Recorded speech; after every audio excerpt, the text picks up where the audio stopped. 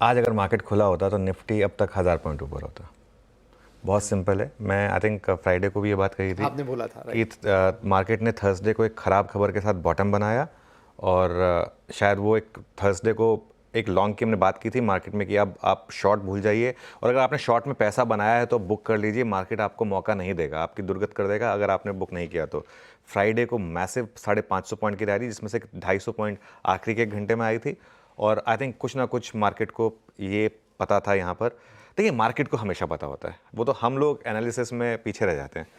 तो जब मंदी चल रही थी वही मार्केट को पता था क्यों हो रही है, जब वो थर्सडे फ्राइडे की लोअर लेवल से तेज़ी हुई वो भी मार्केट को पता था कि ये।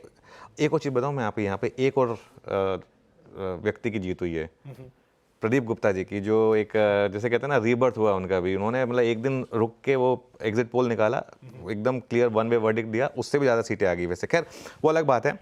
देखिए, मार्केट में करेक्शन क्यों आई थी ये समझना जरूरी था। मार्केट में करेक्शन आई थी क्योंकि अर्निंग्स खराब थी। अर्निंग्स खराब क्यों थी? क्योंकि लोगों का गवर्नमेंट कैपेक्स बंद हो गया था। आप कहीं भी जाके पूछेंगे ना, बाबू, लोगों ने फाइल साइन करनी बंद कर दी थी, आईएएस ऑफिसर्स ने। एक पॉलिसी पैरालिसिस का रिस्क मार्केट को लग रहा था।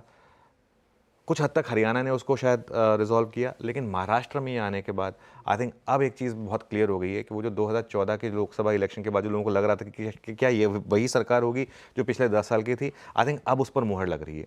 तो विपिन जी, अब मार्केट पहले ही रैली कर लेगा, और अब अगले 2 क्वार्टर के नंबर्स देखिएगा आप, अगले 2 क्वार्टर्स के नंबर्स बहुत अच्छे आएंगे।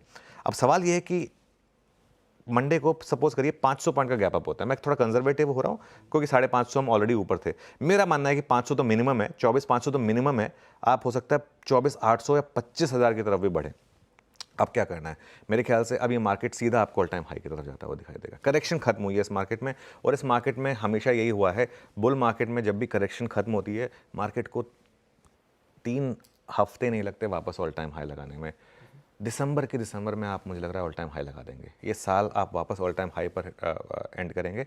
और ये मैं फिर कह रहा हूँ कि इस मार्केट में अब आप शॉर्ट करने की गलती मत करिए, अब आप लॉन्ग रहिए।